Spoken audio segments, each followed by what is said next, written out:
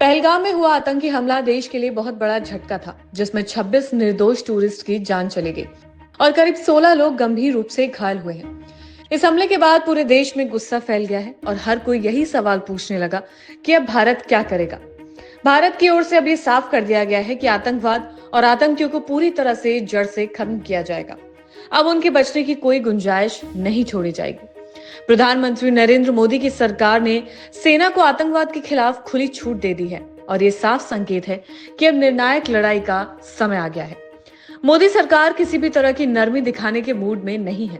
बुधवार यानी कि आज भारत के लिए बहुत बड़ा दिन माना जा रहा है, क्योंकि इस दिन प्रधानमंत्री नरेंद्र मोदी 4 बड़ी बैठक करने जा रहे हैं। इन बैठकों में देश की सुरक्षा, पाकिस्तान की हरकतों और आगे की रणनीति को लेकर अहम फैसले लिए जाएंगे। सबसे पहली बैठक सुबह 11 बजे कैबिनेट सुरक्षा समिति यानी कि सीसीएस की होगी, जिसमें प्रधानमंत्री नरेंद्र मोदी के साथ रक्षा मंत्री राजनाथ सिंह, गृह मंत्री अमित शाह, वित्त मंत्री निर्मला सीतारमण, सड़क परिवहन मंत्री नितिन गडकरी, स्वास्थ्य मंत्री जेपी नड्डा और अन्य वरिष्ठ मंत्री शामिल होंगे। इस बैठक के तुरंत बाद प्रधानमंत्री नरेंद्र मोदी कैबिनेट की राजनीतिक मामलों की समिति यानी कि सीसीपीए की बैठक की अध्यक्षता करेंगे।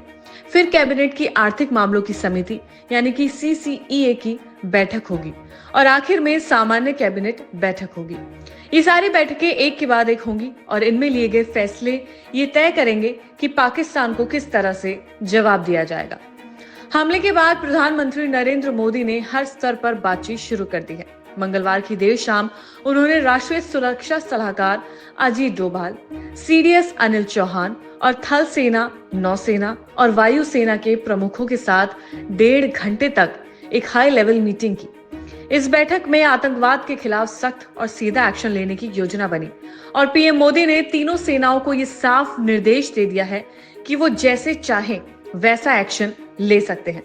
इसका मतलब है कि अब देश की सेना ये तय करेगी कि हमला कब करना है, कैसे करना है और किन ठिकानों पर करना है। इनमें सरकार की ओर से कोई बाधा नहीं होगी। अब सेना के हाथ पूरी तरह से खुले हैं और यही बात ये दिखाती है कि अब आतंकी संगठनों ने साथ साथ उन्हें पनाह देने वाले देशों पर भी कार्रवाई की जाएगी। प्रधानमंत्री नरेंद्र मोदी पहले भी अपने बयानों में ये साफ कर चुके हैं कि आतंकियों की बची कुची जमीन को भी खत्म कर दिया जाएगा।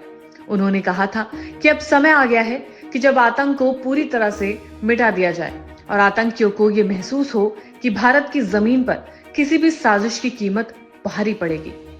22 अप्रैल को हुए पहलगाम हमले के बाद सीसीएस की बैठक बुलाई गई थी। तब भी पीएम मोदी ने सुरक्षा बलों को ये निर्देश दिया था कि वो हर स्थिति के लिए तैयार रहें और किसी भी हालत में आतंकियों को बख्शा ना जाए।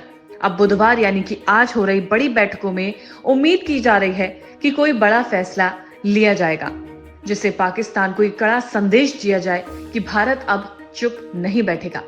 इन बैठकों में देश की अंदरूनी सुरक्षा, बॉर्डर की स्थिति, कूटनीतिक मोर्चे पर पाकिस्तान को कैसे अलग थलग किया जाए और आतंकियों के खिलाफ सटीक जवाबी कार्रवाई की रणनीति पर चर्चा की जाएगी। साथ ही ये भी देखा जाएगा कि आतंकी हमला किस तरह से हुआ और इसमें किसकी चूक थी। इस हमले की जांच अब एनआईए को सौंप दी गई है और उसकी 45 सदस्यों की टीम लगातार घटना स्थल पर मौजूद है। अब तक घटना स्थल का सीन दोबारा तैयार किया गया है और उन सभी लोगों से पूछताछ हो रही है जो किसी भी रूप में इस हमले से जुड़े हो सकते हैं।